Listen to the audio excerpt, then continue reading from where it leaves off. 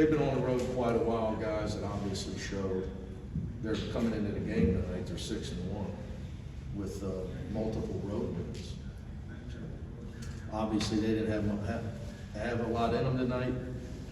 We got away with Tyler having his an off night, probably his first big off night for us. Lazar obviously was great, very happy for him. But he's put in extra work.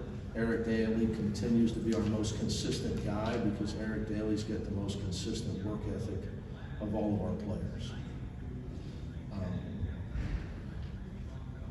Other than that,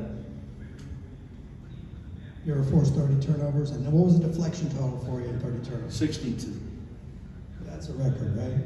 Probably I have to consult with my expert, TJ Wolf's my deflection man. He's been with me a long time. I did not ask him.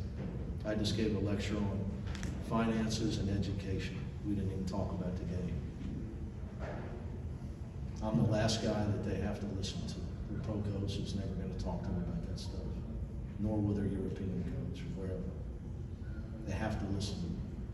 So, you got to take times like that where there's not much to say about the game and try to talk about something that would be useful. The value of saving money and the value of education, especially one from UCLA. Don't underestimate either. How pleased were you? I mean, you're going to need a bigger, hungry dog bone with a game like that, right? Yeah. Look, I thought Southern Utah was completely out of gas. I'm telling you, I was a nervous wreck all weekend. They're 6-1. You know, they were up 15-20 in both their games Friday and Saturday down at USD. They took Loyola to the buzzer. I don't know if you guys noticed Loyola Chicago's 7-0 at Loyola. So they just must have had no gas in the tank tonight. So, you know, and I don't know what you know, it's obviously a lot of guys did a lot of good things. Thought, you know, our preparation was good, but we offensive rebounded. I was happy with that because we couldn't throw it in the ocean for a while. How happy are you with the growth since New Mexico, right? Because that's it's just tough to say. You know what I'm saying? It's tough to say. I think the guys know that I look in the mirror when stuff like that happens. I know people come in there and I get pissed off, and you ask me, I just tell the truth. If a guy didn't play well, I say, well, you know, obviously Dylan didn't play well that game. But then I throw players under the bus. It's my fault. If he doesn't play well, it's always my fault. So like I look at it like we weren't ready as a group for that, to play that hard and that intense, and you know, obviously from here on out, we got Big Ten play starting the next 2 games. Then you got 3 top 20 teams. That's your December, so we're gonna find out. You know, but that's on me to make sure we're ready. You know, I think I do believe that like Dylan made shots in the second half. Like he came out, he missed his first 2 wide open shots.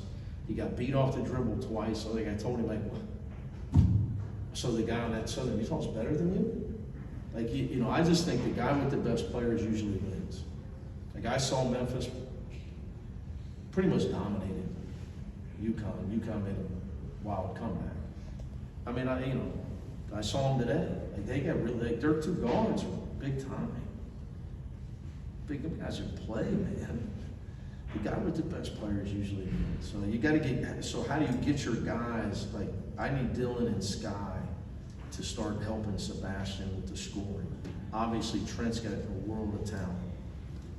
Just trying to get him comfortable because that's what's going to win. Coach, how important is turnover margin to you guys? Huge. My whole career, I'm a huge believer in it. Well, I mean, tonight it was crazy, obviously. We had 8 turnovers, but 4 of them were illegal screens. Will's got 1 and Di's got 3. So Coach Savino's got to run tomorrow. He could use it anyway. You know, you got to teach big guys how to screen properly. And he does, so I'm just kidding about that. He's the best. But there's just no excuse for stuff like that. So is it really setting it? We teach how to set it. It's not like Darren's one of the best. Like those guys have been taught. So frustrating. I got to see him on film to see if maybe it was the calls. But I'm a huge believer in turnover margin. Always have been. It's just math. Like all these guys with all the analytics and all the new, they want you to pay $100,000 for them to give you, an analytic breakdown. When I was in Bob Huggins in '95, and we're sitting in my office at 10 o'clock at night figuring out points per possession, it's how hard is it? I mean, we got 80. We shot the ball 80 times tonight. They shot at 40. I like our chances. So turnover margin that's a possession. Rebounds. So if you get 10 to 15 more possessions than your opponent, you're going to have a hell of a season per game. I mean, they say, before they needed to have 30 people behind an NBA bench in the analytics department. I mean, I don't know how, it's just math. I mean, if we get way more shots than you and way more possessions, we're probably going to beat you. Seems pretty simple. I mean, you would think, but you gotta hear, now you gotta use terms, to make it look like you are really intelligent. What does it say just about your team and your depth that you guys can flourish so much offensively when Tyler Bilodeau has 4 points and goes 2 of 10? Well, it's going to happen, right? I mean, it happens to all good players. We're going to show our IQ and stuff don't really need. He's an extremely adroit offensive player in the mid post. Okay, but tonight he struggled. So we're going to try to talk like the analytics guys.